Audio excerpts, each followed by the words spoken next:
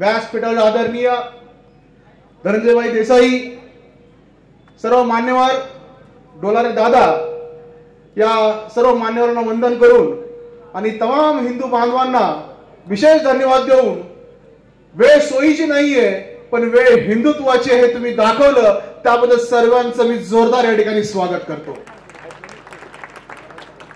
Direct विषयाला हात घालतो, मी जास्त काही बोलणार नाही, भाई आले त्या ठिकाणी बोलणार आहेत, पण ज्या विषयाबद्दल बोलणार तो विषय फार भयानक आणि सत्यानाश करणारा। भाई कालची जी घटना आहे, मी नवी मुंबईला होतो, काल नवी मुंबईमध्ये कोपरखैरमध्ये एका बहिणीवरती अत्याचार झाला आणि दुर्दैवाने ती लव जिहादची बळी गेली। लव जिहाद असेल तो आज दारापर्यंत पोहोचलाय, पण दुर्दैवाने आपल्याला त्याची जाणीव नाहीये। एक डिप्लोमा इंजिनियर, सिव्हिल इंजिनियर असलेली भगिनी जेव्हा 6वी पास वरती कॅफे वरती सर्व्हिस करणाऱ्या एका मोसिन बरोबर पळून जाते, तेव्हा त्याच्या घरात काय वेदना होतात भाई, त्या घरालाच माहिती ज्याने हे सहन केलंय। लँड जिहाद बद्दल काय बोलायचं, अहो वक्फ बोर्डाच्या जमिनी किती काय, आणि गर्वाने सांगतात की पहिली डिफेन्सची, दुसरी रेल्वेची आणि तिसरी जमीन म्हणजे आमची वक्फ बोर्डाची, आणि म्हणतात ही आमची बाप जातीची जमीन आहे। अहो कुठल्या यांचे बाप जाते 10 पिढ्यांपूर्वी जर डीएनए टेस्ट केला तर त्यांची जात आणि रक्त हे हिंदुत्वच येईल, पण या हिरव्या नागांना सापांना आपण सांगायचं कसं?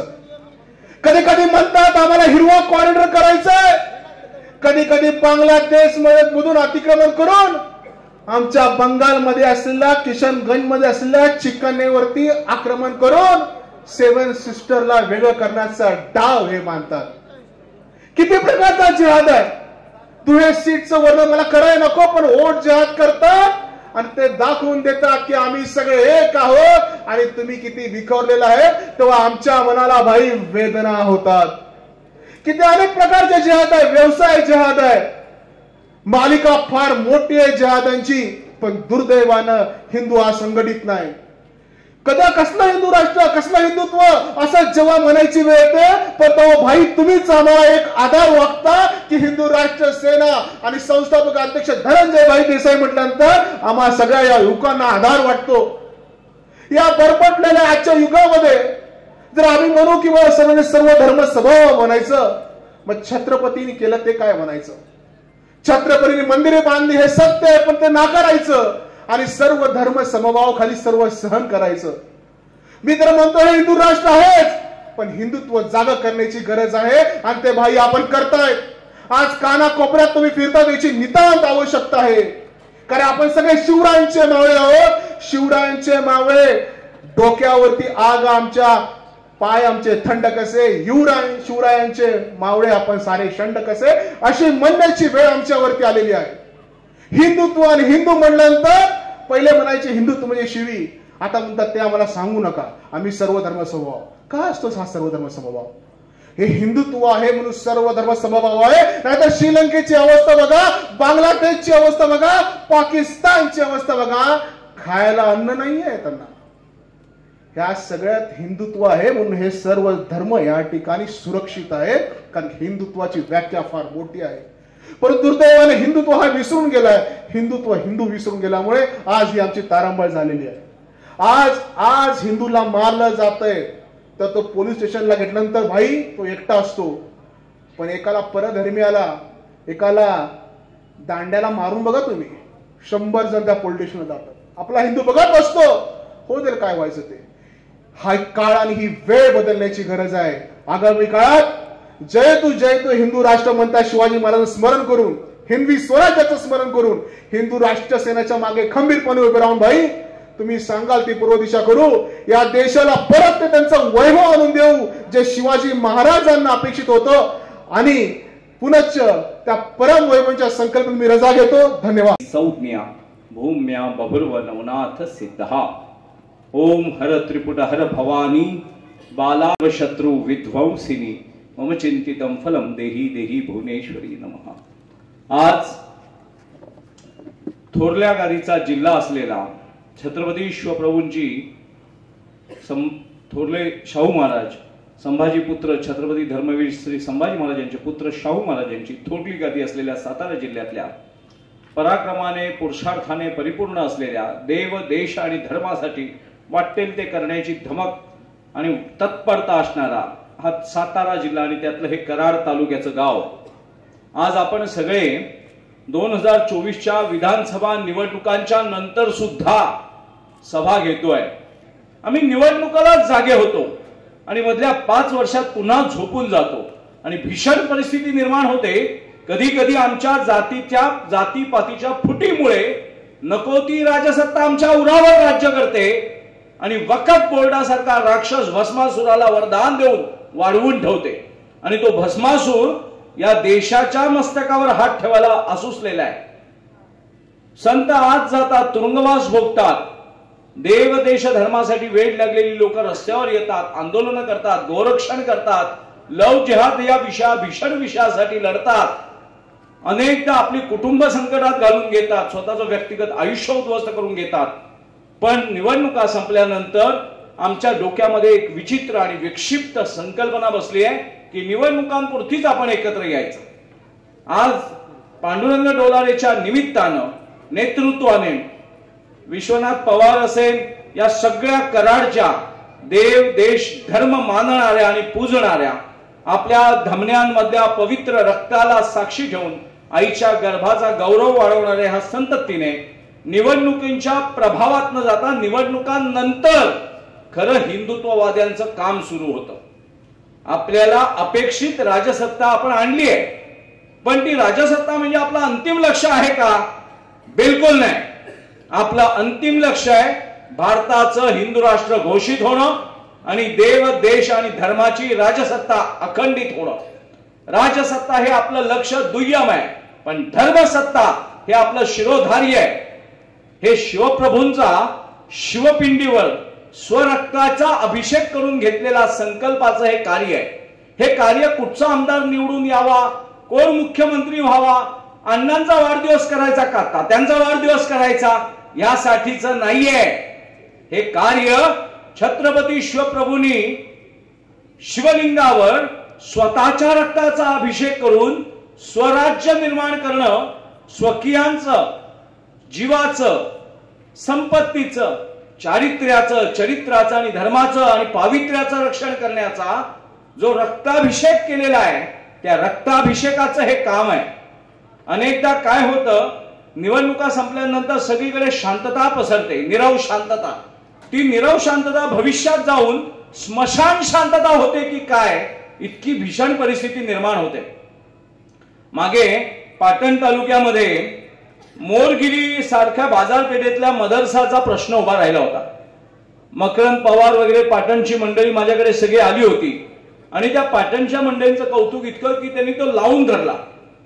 सगळे आमदार आमचे, पंचायत समिती आमची, जिल्हा परिषद आमच्या, ग्रामपंचायती आमच्या, खासदार आमचे, राज्य सरकार आमचं, केंद्र सरकार आमचं, असा आमचा भाव आहे। पण मदरशा एका अतिक्रमण केलेल्या भुलट्या भामट्या चोरट्या घुसखोर बांगलादेशी रोहिंग्यांच्या अनवरस अवलादी इथे येऊन मदरसे टाकतात आणि त्या मदरस्यांना हटवण्यासाठी इथल्या शिवभक्तांना भीषण प्रयत्न करावे लागतात, त्यांना धमक्या येतात। मग आम्ही आंदोलन छेडलं, मग तो मदरसा बंद झाला तात्पुरता, पण तो मदरसाला जोपर्यंत जेसीबी लावून भुई सपाट केला जात नाही, कारण ह्या देशामध्ये मदरशांची गरज नाही आहे।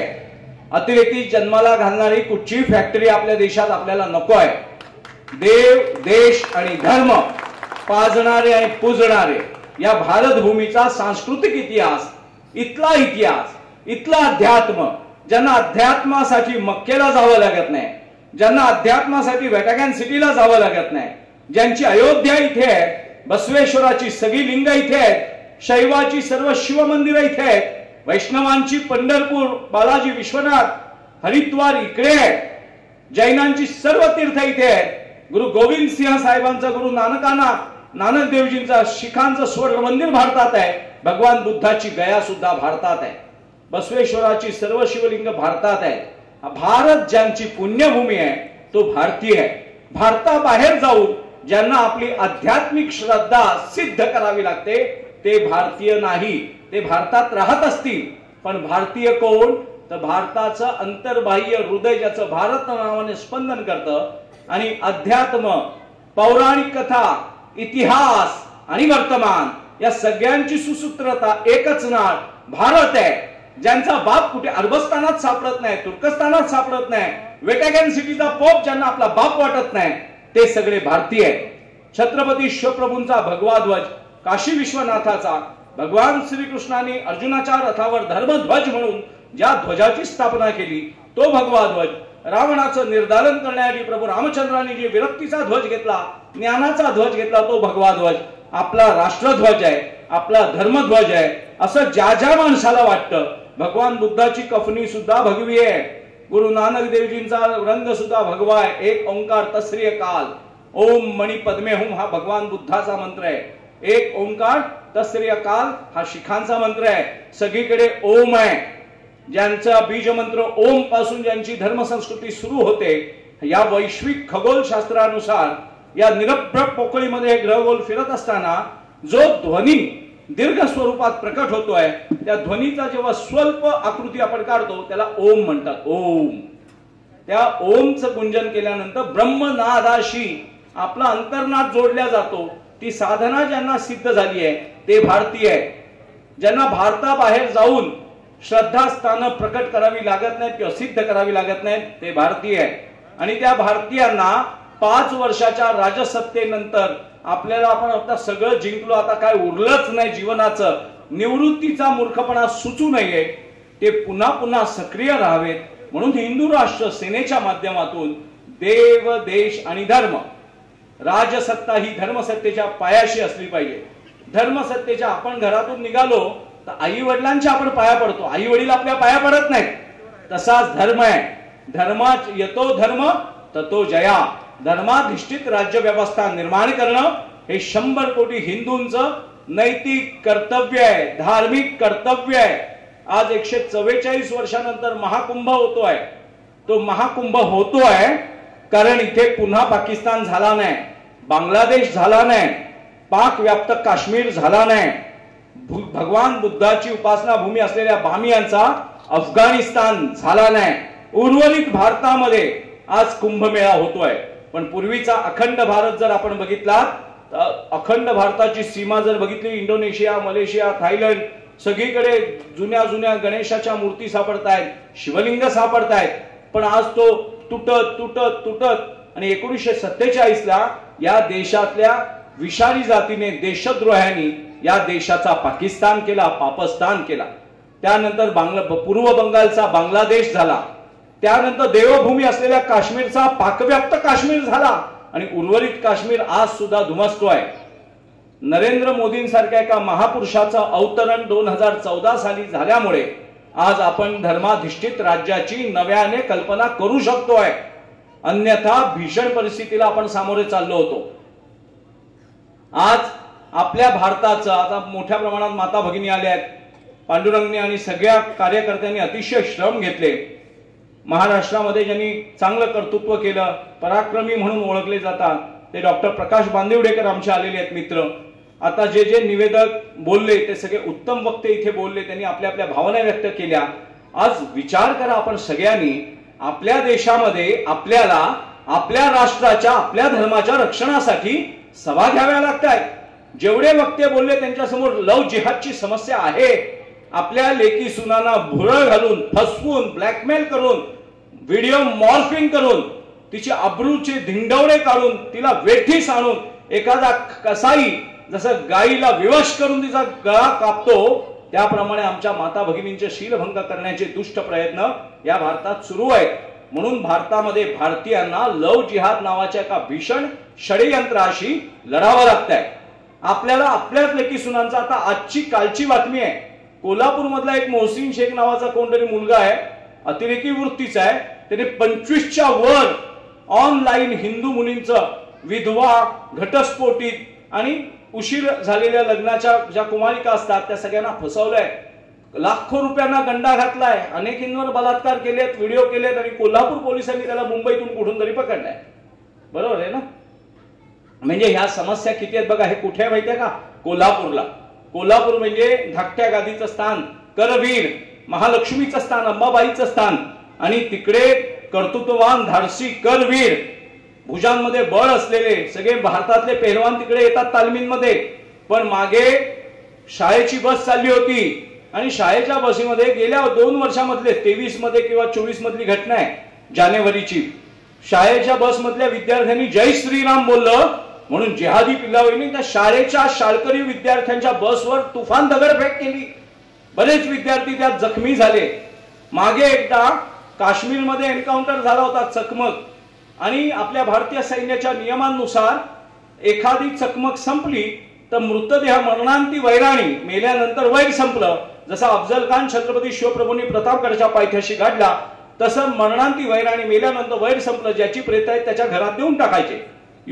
अतिरेक्यांशी चकमक झाल्यानंतर एका अतिरेक्याचं घर सापडेना, पत्ता सापडेना, हा कुठचा आहे त्याची ओळख पटेना. शेवटी काही पाकिस्तानी अतिरेकी संघटनांनी भारतीय सैन्याला ईमेल केला होता आणि त्याचा पत्ता निघाला होता, त्याचं प्रेत आणण्यात आलं होतं कोल्हापूरला.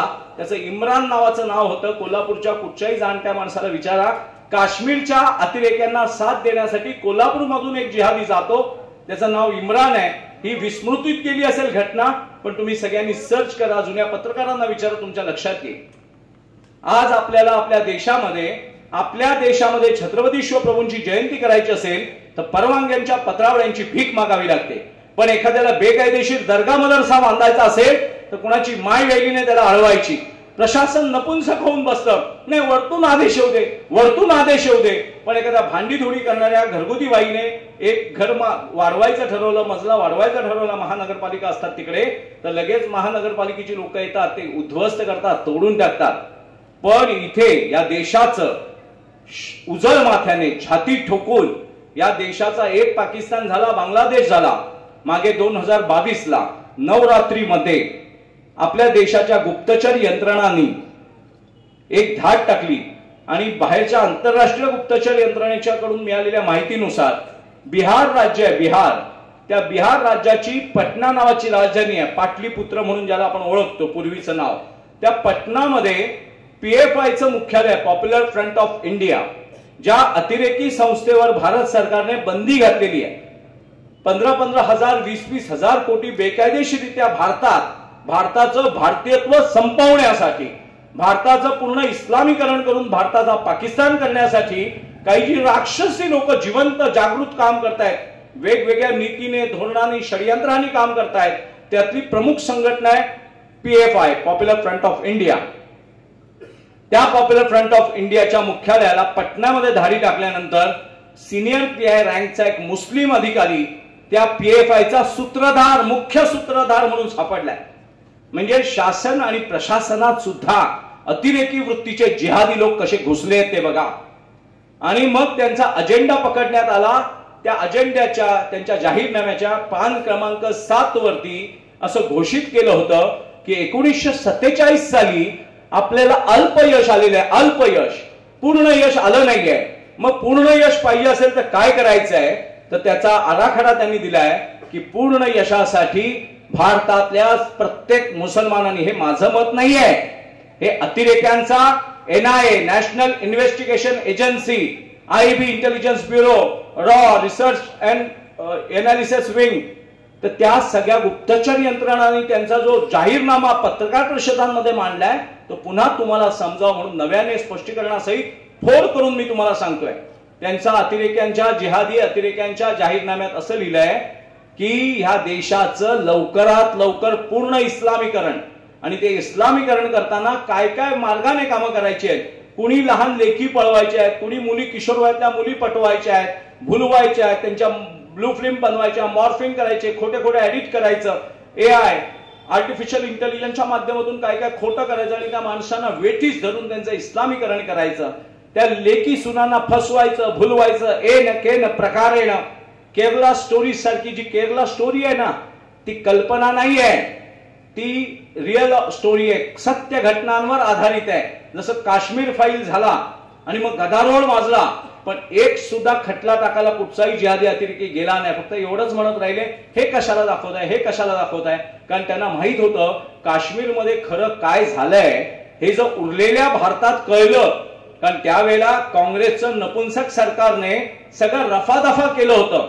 काश्मीरी हिंदूंच्या स्त्रियांना विजेच्या करवतीमध्ये कशा नग्न करून कापण्यात आल्या, कशी स्तन कापण्यात आली, कशी गुप्तांगांमध्ये AK-47 घालून ब्रश फायरिंग करण्यात आली, हे भारतीयांना जर कळलं तर भारतीय उद्विग्न होतील, आक्रोशित होतील आणि त्यांच्यामधला छत्रपती शिवप्रभूंचा अंश जागृत होईल.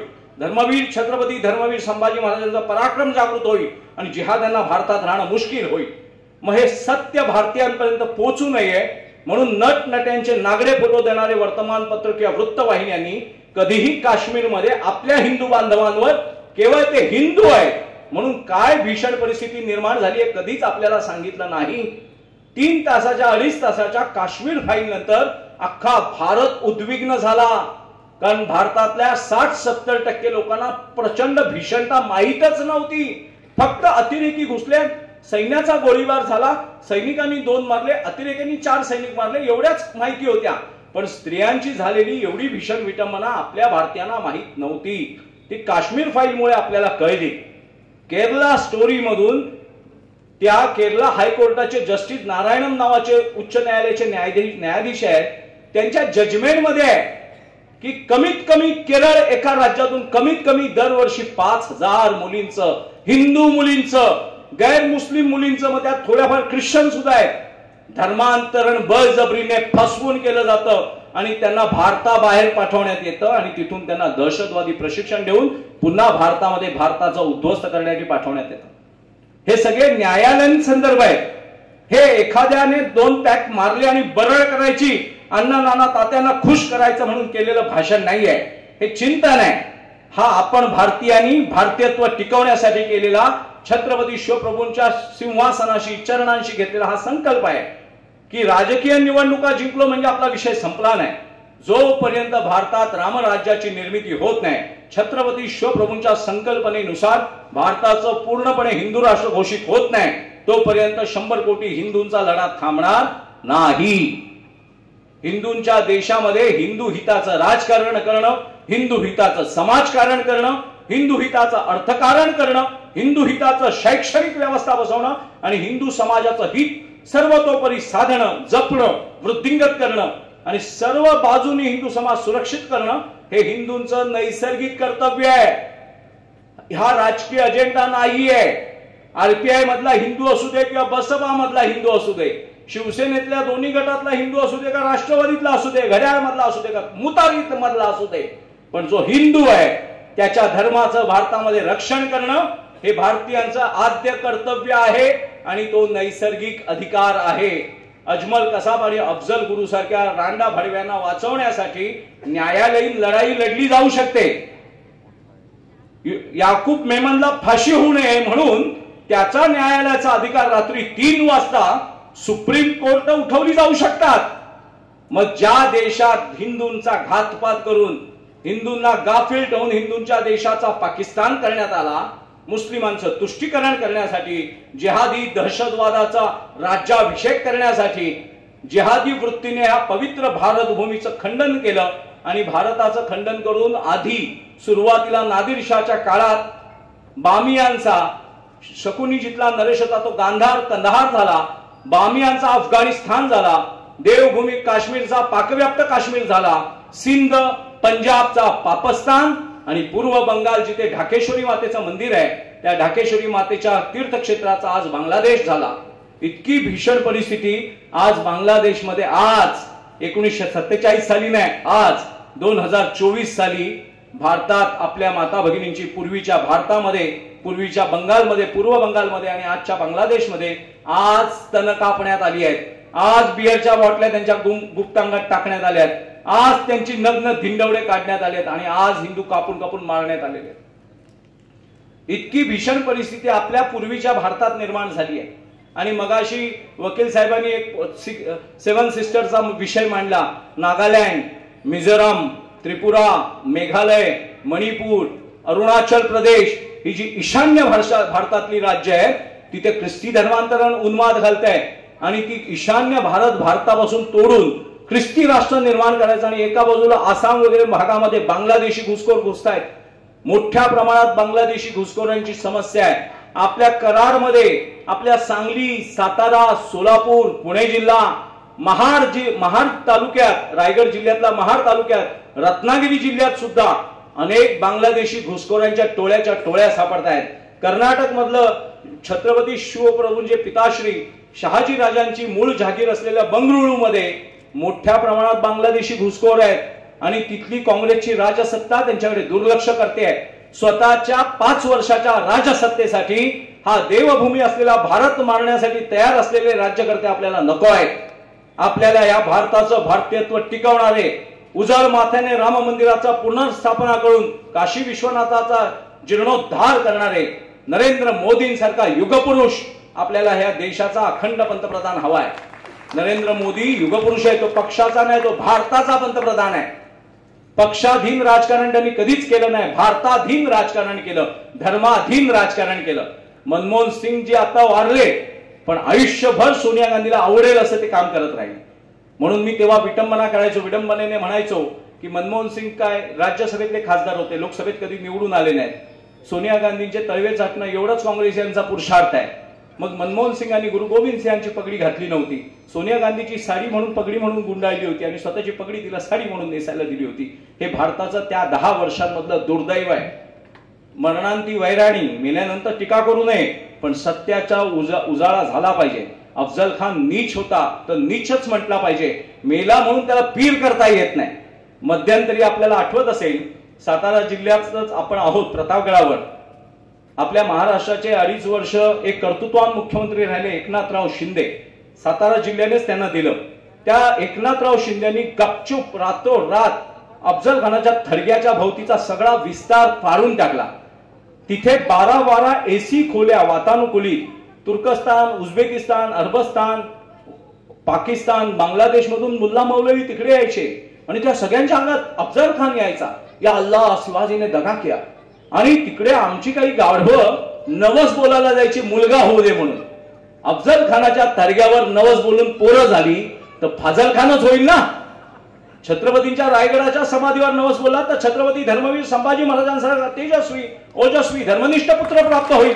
पण रांडा भडव्यांच्या कबरींवर आणि थडग्यांवर जाऊन जर तुम्ही नवस बोललात तर अनवरस अवलादच घरात पाटा वरवंडा घेऊन जन्माला येईल आणि अख्ख्या कुळाचा नाश करून नष्ट करेल. पण काही भाबडी लोक आहेत आपल्याकडे, शेंदूर लावला की पाया पडतात, तशी चादर घातली की डोंगरावर करतात.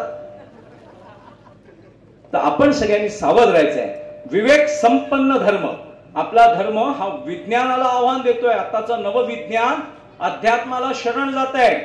कारण आता सर्व हॉस्पिटल्स मध्ये कोण इथे डॉक्टर्स असतील त्याचे सांगतील की पहिले उपचार मानसिक करावे लागतात. मानसोपचार तज्ञ, सबकॉन्शियस माइंड मध्ये सायकोलॉजिकल गेम आहे.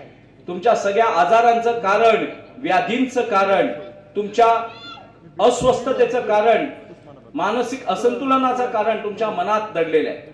आणि आपल्या भारतीय अध्यात्माने प्रगल्भतेने खगोलशास्त्र, भूगोलशास्त्र, भूगोल म्हणजे पृथ्वी, आणि पृथ्वी ज्या निरभ्र पोकळीमध्ये फिरते आहे त्याला खगोल म्हणतात.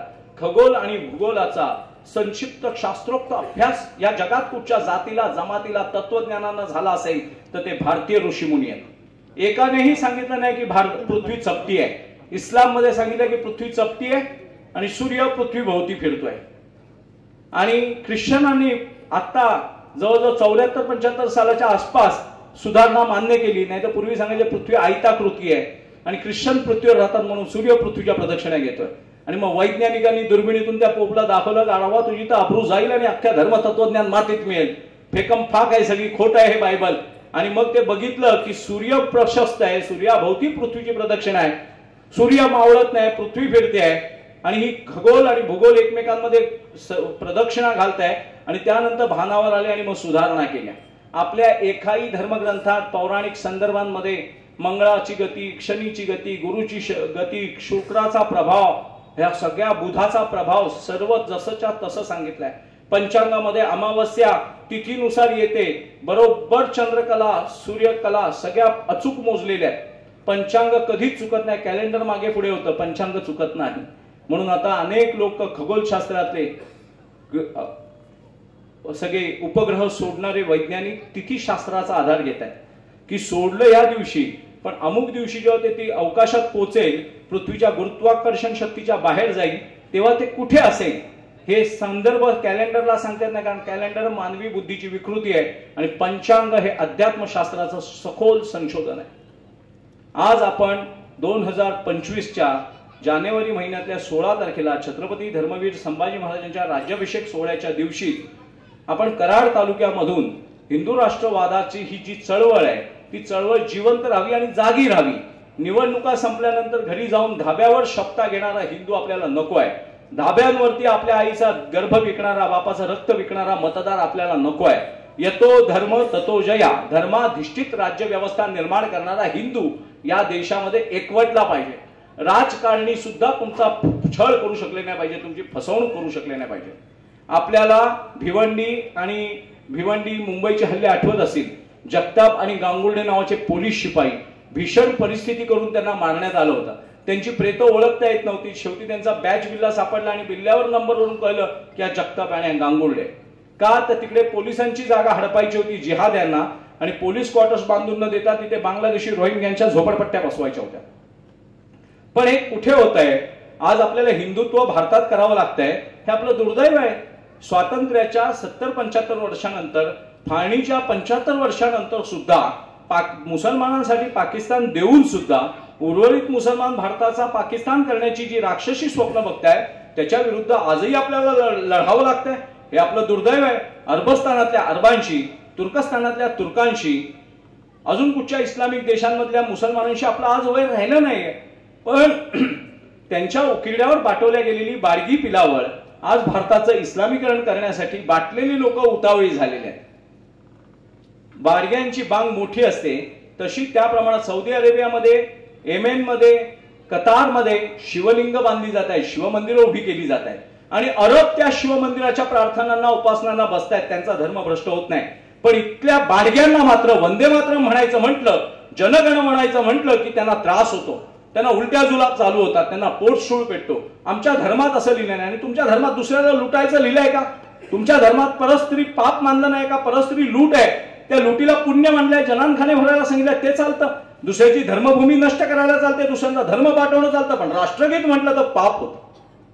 म्हणून आपण सगळ्यांनी आज मला ही जेव्हा कराडची मंडळी, आमच्या संकेश्वरचा समीर पाटील असेल किंवा आमच्या सांगलीचा समीर पाटील, मागे तो समीर खूप मोठ्या वादात आला होता, तो वादही चांगला आहे. सगळे वाद शुभकारक असतात. धर्म कार्य करणाऱ्यांसाठी वाद ही शोभा असते. त्यांच्याबरोबर विश्वनाथ पाटील आमच्या पांडुरंग डोलारेला घेऊन आला. मी त्याचं वक्तृत्व बघितलं नाही, मी त्याचं व्यक्तिमत्व सुद्धा बघितलं नाही, मी त्याच्यातली योग्यता बघितली, धर्मनिष्ठा बघितली. कारण व्यक्तिमत्व 120 किलोचं आहे आणि काळीच पावशेर पण नाहीये. बोलायला पोपट आहे पण पराक्रम करताना डोंगराला पाय लावून पळणार आहे. काय कामाचं आहे?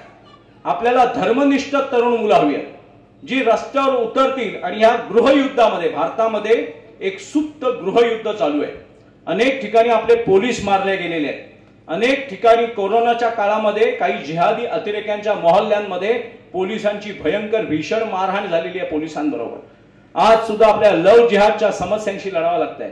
ज्या वैज्ञानिक विज्ञान शास्त्रांत सुद्धा, आयुर्वेदांत सुद्धा ज्या देशी भारतीय वंशाच्या गायींना कामधेनू म्हटलेलं आहे, तिचं दूध, तिचं गोमूत्र, तिचं गोमय, तिचं तूप, तिचं लोणी अमृतापेक्षा श्रेष्ठ आहे असं सांगितलेलं आहे.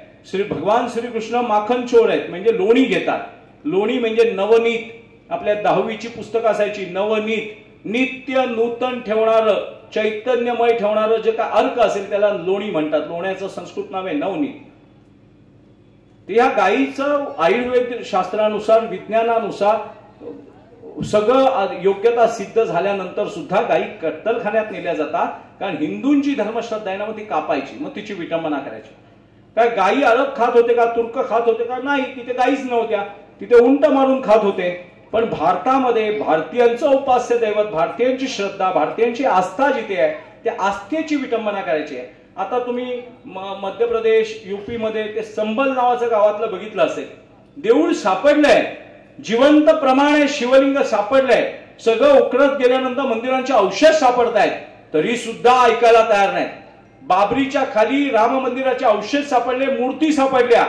जगातल्या आर्किओलॉजीचे मुख्य भू उत्खनन करणाऱ्याचे मुख्य एक मोहम्मद नावाचे मुसलमान आहेत, सद्गृहस्थ आहेत, आणि ते म्हणतात की परमेश्वराने पुढचा जन्म मला हिंदूचा द्यावा, कारण हिंदू लिबरल आहे, हिंदू लवचिक आहे, हिंदू शालीन आहे, हिंदू कुलीन आहे, हिंदू जगात कधीच कुणाचं अतिक्रमण करत नाही, कुणाचं धर्मांतरण करत नाही, ज्याला जिथे देव दिसेल तिथे पूजा करायची त्याला अधिकार आहे.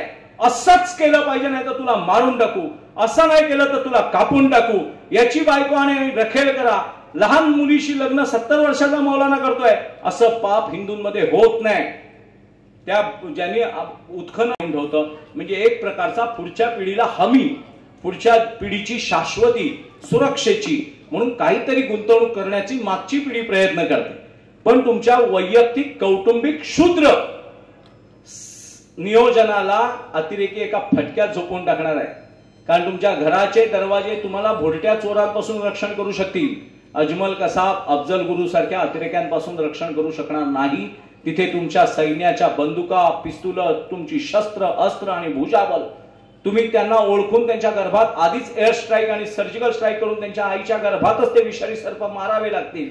इतकी भीषण तयारी आपल्याला आज आपल्या भारतात करावी लागणार आहे. आणि ही आपली आवड नाहीये, ही आपली विवशता आहे. हिंदुत्व हिंदूंची आवड नाहीये. जसं रात्री जागरण करून तलवार घेऊन बंदुका घेऊन पोलिसांना रात्रभर फिरावं लागतं, ही पोलिसांची आवड नाहीये, पोलिसांची विवशता आहे. कारण ह्या समाजात चोर आहेत, दरोडेखोर आहेत, घोरटे आहेत, भामटे आहेत, लेकी सुनांना फसवणारे स्मगलर्स आहेत, ह्युमन ट्रॅफिकिंग करणारे, मानवी तस्करी करणारे काही स्मगलर आहेत. म्हणून पोलिसांना रात्रभर जागावं लागतं. त्यांची आवड नाही, त्यांची आवड तर त्यांच्या कुटुंबाबरोबर राहण्यात आहे, त्यांच्या शेतीत जेवणाची आवड आहे, त्यांच्या शेतीमध्ये जाऊन नांगर करण्याची आवड आहे, पण त्यांना तुमच्यासाठी जागावं लागतं. तसं हिंदुत्ववादी संघटना, हिंदुत्ववादी प्रवक्ते, हिंदुत्ववादी नेते, हिंदुत्ववादी वर्ग समाज, पांडुरंग डोलारे सारखी तरुण मुलं, ही हिंदुत्व त्यांची आवड नाहीये, हिंदुत्व ही त्यांची विवशता आहे. भारतामध्ये इस्लामिक जिहादने भीषण स्वरूप घेतलं नसतं, ख्रिश्चन धर्मांतरणाने आमच्या अस्तित्वाला धक्का लावला नसता, आमच्या गळ्याला नख लावलं नसतं, तर या जगात सर्वे सुखिना संतु, सर्वे संतु निरामया म्हणणारा, सर्व जीवांमध्ये शिव बघणारा, सर्व नरामध्ये नारायण पाहणारा, परपिढीला पाप मानणारा हिंदू कधीही हिंदू राष्ट्राची मागणी हिंदूंनी केली नसती. इतका हा अतिशय उच्च कुलीन, शालीन, कुलीन, सांस्कृतिक, धार्मिक अधिष्ठान असलेला वसुधैव कुटुंबकम म्हणणारा हा हिंदू समाज इतका गरीब आहे, इतका सज्जन आहे. पण आज त्या हिंदूंना हिंदूंच्या देशामध्ये हिंदुत्वाच्या गप्पा माराव्या लागतात, हिंदुत्वाचा यलगार करावा लागतो, हिंदू राष्ट्रवादाची घोषणा करावी लागते, हिंदू राष्ट्रवादाचा हट्ट करावा लागतो, गोरक्षणासाठी प्रयत्न करावे लागतात, लव जिहादसाठी भांडावं लागतं. या भीषण परिस्थितीमध्ये जर हिंदूंना वाचवायचं असेल, पुन्हा या भारताचा पाकिस्तान होऊन द्यायचा नसेल, पुन्हा या भारताचा बांगलादेश होऊन द्यायचा नसेल, पुन्हा या भारताचा पाकव्याप्त काश्मीर होऊन उर्वरित काश्मीरमध्ये आमच्या आया बहिणींची स्तन कापण्याची भीषण दुर्दैवी वेळ आमच्यावर येऊ नये असं वाटत असेल, तर ह्या देशाला एकच लसीकरण कोविड-19 मध्ये तुम्ही लसीकरण केलं ना, पोलिओचं लसीकरण आपण करतो ना, कोविड-19चं लसीकरण जर नाही केलं तर चालेल, कारण तो 14 दिवसात कोविड मरेल. पण जर ह्या देशाला हिंदुत्वाचं लसीकरण केलं नाही तर अख्खा भारत मरेल, अख्खा भारत मरेल. म्हणून हिंदुत्व ही आवड नाहीये, हिंदुत्व ही विवशता आहे. हिंदुत्व ही हिंदूंवर आलेली एक वाईट वेळेची प्रतिक्रिया आहे. हिंदूंना हिंदुत्व करण्याची आवड नाहीये, हिंदूंचा नाईलाज आहे. मग त्या नाईलाज असतो हिंदूंनी एकत्र येऊन पुढच्या पिढ्यांना नुसता इन्शुरन्स न देता रिअल लाईफ इन्शुरन्स विमा पॉलिसी दिली पाहिजे. रिअल लाईफ इन्शुरन्स विमा पॉलिसी म्हणजे हिंदुत्व. छत्रपती शिवप्रभूंनी ही इन्शुरन्स काढला आपला, आणि धर्मवीर छत्रपती श्री संभाजी महाराजांनी आपल्या स्वतःच्या सर्व अंगाने छिन्न विछिन्न होऊन भीषण मृत्यू स्वीकारून आपला प्रीमियम भरला आणि आपल्याला हिंदू ठेवलाय. धर्मवीर छत्रपती संभाजी महाराज यातनांना भ्यायले असते, जर त्या यातनांना भ्यायले असते किंवा जहागीरदारीच्या विलासी जीवनाकडे वळले असते आणि इस्लाम कबूल केला असता, तर इतिहास तज्ञांचं म्हणणं आहे की निम्मा भारत, दक्षिण भारत मुसलमान झाला असता. कारण दक्षिण भारताचा मालक छत्रपती शिवप्रभू होते. त्या शिवप्रभूंचा थोरला लेख, कर्तृत्ववान पराक्रमी पुरुष मरणाच्या भीतीने जर बाटला असता, धर्मांतरण केलं असतं, तर अख्खा भारत आज बाटला असता, दक्षिण भारत निश्चित बाटला असता. आपल्या किती उपकार आहेत की आपलं रक्त ज्या पितृदेवतांचं आहे त्याच पूर्वजांची नावं लावून त्यांचाच धर्म पाळून आपल्या रक्ताची शुद्धता टिकून उजळ माथ्याने छाती ठोकून आपण हिंदू म्हणून जगतोय. बिचारा त्या बाडग्यांचं बघा ना, रक्त इकडच्या आई बापाचं आणि नाव सांगतात अरबांचं तुर्कांचं. यांच्या आया अरबस्थानात गेल्या होत्या का अरब घाटावर कोकणात उतरले होते? ते आले असतील पण तुमच्या घरी गेले याची खात्री काय? पण बाडगे मात्र छाती ठोकून सगळं हे पाळतायत. आता उत्तर प्रदेश मधल्या बहुतांश मुसलमानांनी एक 500-700 वर्ष मागे जात, मगाशी वकील साहेबांनी त्याचा उल्लेख केला, 500-700 वर्ष मागे जात स्वतःची कुळं शोधली आहेत, गोत्र शोधली आहेत आणि गोत्रानुसार आडनावं लावायला सुरुवात केली आहे आणि ते म्हणतात की हम पहिले के हिंदू है. मग आम्हाला काय आक्षेपच नाही ना, स्वगृही परत आल्यानंतर काहीच आक्षेप नाहीये. आक्षेप काय आहे, ज्या अरबांनी अतिरेक सोडलाय त्या अरबांच्या उकिरड्यावर बाटवलेले बाडगे आज भारताचा अतिरेक करत असतील तर भारतामधला हिंदू स्वस्थ बसणार नाही. छत्रपती शिवाजी महाराज त्याचं उपास्य दैवत आहे, धर्मवीर छत्रपती संभाजी महाराज आमचं उपास्य दैवत आहे, पराक्रम आमचा स्वभाव आहे आणि धर्मनिष्ठा आमचा हट्ट आहे. आम्ही प्रतिशोध घेतल्याशिवाय स्वस्थ बसणार नाही. आणि जगातली कुठची न्यायपालिका, कुठचंही न्यायालय हिंदूंना हिंदूंच्या देशामध्ये हिंदूंच्या हितासाठी भांडण्यास नकार देऊ शकत नाही. आम्ही जगाचं अतिक्रमण करायला whole world is Islamic world, whole world is इसाई वर्ल्ड असं सांगत नाहीये. आम्ही म्हणतो जो जे वांछिल तो ते लाहो प्राणी जात. पण आम्हाला आमच्या क्षेत्रात सुरक्षित कुणी अतिक्रमण न करता, अतिरेक न करता सहनिवासासाठी आम्ही केव्हापासून तयार होतो. आम्ही शक, हूण, ग्रीक, पोर्तुगीज, डच, फ्रेंच, इंग्रज, मुघल, तुर्क, अरब, हबशी सगळे पचवले.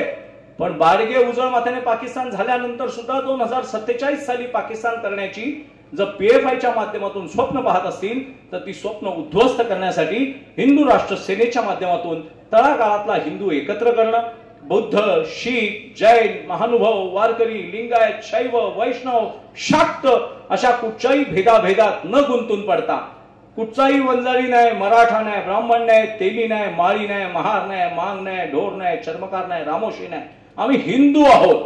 वृक्षाच्या फांद्या अनेक असल्या तरी मूळ एक आहे. मुळाशी फितुरी होत असताना फांद्याने आपसात भांडणं पाप आहे. आपली शाखा सगळ्यांच्या वेगवेगळ्या असल्या, आपण मानत असलो तरी आपली धर्म परंपरा एकच आहे. माऊलींची, तुकोबांची, बसवेश्वराची, भगवान बाबांची परंपरा एकच आहे. पांडुरंग हरी, रामकृष्ण हरी किंवा हर हर महादेव म्हणणारे आपण मराठे 18 पगार जातीचे 12 बलुतेदार. महानगरपालिकेने आणि ग्रामपंचायतीने दिलेले जातीचे दाखले हे तुम्ही तुमच्या आईच्या गर्भातून घेऊन जन्माला आला नाहीये, पित्याच्या रक्तातून तुम्हाला मिळालेले नाही आहेत. हे मानव निर्मित व्यवस्थेतले कागदाचे दाखले आहेत, वीर्याचे दाखले नाही आहेत, आईच्या दुधाचा दाखला नाहीये. जातीचा दाखला हा कागदाचा दाखला आहे. माणसाने माणसांचं वर्गीकरण करून तुम्हाला दिलेली छद्म नावाची पत्रिका आहे ती. पण बापाचं रक्त काय सांगतं आणि पितृदेवतांचं ओज, तेज, तपबल काय सांगतं, आईच्या गर्भाचं पावित्र्य काय सांगतं याचा आपण विचार केला पाहिजे. आज आपण सगळ्यांनी, मला जेव्हा पांडुरंग डोलारे आणि सगळे समस्त आपले सगळे येऊन भेटून गेले तेव्हा मला खूप आनंद झाला की आमचं निरंतर काम चालू आहे. नुसतं सण उत्सवांमध्ये पागोटे बांधून, शेले तुरे बांधून आपले चौकात उभे राहणारे शोभेचे मराठे आपल्याला नको आहे. आपल्याला 18 पगार जातीचा 12 बलुतेदार, शिवा काशी, जीवा महाले, शिदनाक महार, बाजी प्रभू देशपांडे, मुरारबाजी, थोरले बाजीराव, महाजी शिंदे, दत्ताजी शिंदे, बचेंगे तो और भी लढेंगे म्हणणारे आपल्या त्याच रक्ताची परंपरा पुन्हा जागवायची आहे. आपल्याच रक्तामध्ये त्या पितृदेवतांचं पवित्र स्मरण आहे, त्या स्मृती जागवायच्या आहेत. आपल्याला आपल्या पुढच्या पिढ्यांवर हिंदुत्व करण्याची पुन्हा दुर्दैवी वेळ येणार नाही इतका भारत सुरक्षित करायचा आहे. भारताचं भारतीयत्व पुन्हा पाकिस्तान नावाने बदलण्यात येणार नाही, पुन्हा बांगलादेश करण्यात येणार नाही, पुन्हा अफगाणिस्तान करण्यात येणार नाही, पुन्हा पाकव्याप्त काश्मीर होणार नाही, पुन्हा मुंबईत हल्ले होणार नाही, पुन्हा दिल्लीत संसदेवर हल्ला होणार नाही, पुन्हा याकूब मेमनच्या फाशीसाठी 3 वाजता सुप्रीम कोर्ट उठवलं जाणार नाही. मुंबईत याकूब मेमनच्या प्रेत यात्रेला 3 लाख जिहादी अतिरेकी मुंबईत अतिरेकी चालले होते जनाजा घेऊन. म्हणून आपल्याला हिंदू राष्ट्र सेनेच्या माध्यमातून शुद्ध हिंदुत्वाचं काम करायचं. अण्णा, नाना, तात्या, भाऊंचं नाही, कुणाचे वाढदिवस साजरे करण्यासाठी संघटना बांधली नाहीये, कुणाची राजकीय स्वार्थ साधून देण्यासाठी नाही, तर यतो धर्म ततो जया, धर्माधिष्ठित राज्य व्यवस्था निर्माण करण्यासाठी सत्सद विवेक संपन्न शुद्ध ईश्वरी बुद्धिमत्तेने प्रेरित असलेलं शुद्ध हिंदूंचं संघटन करण्यासाठी आम्ही हिंदू राष्ट्र सेना बांधलेली आहे. म्हणून निवडणुकांनंतर सुद्धा घरी जाऊन विश्रांती न करता आम्ही देशभर फिरतोय की हिंदू झोपता कामा नये. आलेल्या सत्तेच्या उरावर बसून हट्टाने हिंदू राष्ट्रवादाची मागणी पूर्ण केली पाहिजे. लव जिहादच्या विरुद्ध कायदा पास झाला पाहिजे. गोहत्या बंदीचा कायदा कडक झाला पाहिजे. आता राज्यमातेचा दर्जा दिलेला आहे. एकनाथराव शिंदे मुख्यमंत्री असताना आपल्या राज्याने पहिल्या देशात भारतीय गायीच्या गोवंशाला राज्यमातेचा दर्जा दिलेला आहे. त्याबद्दल अभिनंदन आहे. पण आपलं काम संपलं नाही, काम सुरू झालंय. म्हणून आज मी आपल्या कराड तालुक्याचा तालुका प्रमुख म्हणून पांडुरंग डोलारेची इथे नियुक्ती करतोय. आणि सगळ्या इथे जे उपस्थित आहेत, रुपेश मुळे कराडवरून आलेले आहेत, जिल्हा समितीचे गणेश कापसे आहेत, आमचे रविदादा कोकितकर बेळगाववरून आलेले आहेत, आमचा बाबू कदम वाईवरून आलेला आहे, सोमनाथ चव्हाण आले आहे, सोमनाथ भाऊ चव्हाण, महेश कदम आलेले आहेत. ही सगळी मंडळी, समीर पाटील संकेश्वरवरून आलेला आहे, सुधीर थोरात नावाचे भाईंदरवरून आलेले आहेत, मनोज धुमाळ पिंपरी चिंचवडवरून आलेले आहेत, विनायक चव्हाण आमचे पुण्यातून आलेले आहेत. अशी सगळीकडची मंडळी इकडे जमलेली आहेत. मावळचे चंद्रकांत बोंबले आलेले आहेत.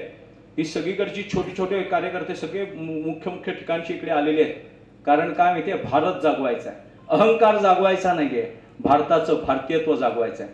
राम मंदिराला विरोध करणारे आणि सगळ्या दर्ग्या मशिदींच्या खाली देवळं सापडत असताना सुद्धा बारगे जे बांग फोडतायत ते बांग त्यांच्या घशात घालायचे. म्हणून हिंदू राष्ट्र सेनेच्या माध्यमातून आजपासून आपण सगळे या थोरल्या गादीच्या ठिकाणी छत्रपती शिवप्रभूंचा संकल्प सिद्धीस नेण्याची शपथ घेऊया. हिंदू राष्ट्रवाद, हिंदू राष्ट्र निर्माण करणं, जसं लोकमान्य टिळक म्हणाले होते की स्वातंत्र्य मिळवणं हा माझा जन्मसिद्ध अधिकार आहे, तसं आज आपण सगळं म्हटलं पाहिजे की हिंदू राष्ट्र निर्माण करणं हा माझा जन्मसिद्ध अधिकार आहे आणि ते मी करणारच.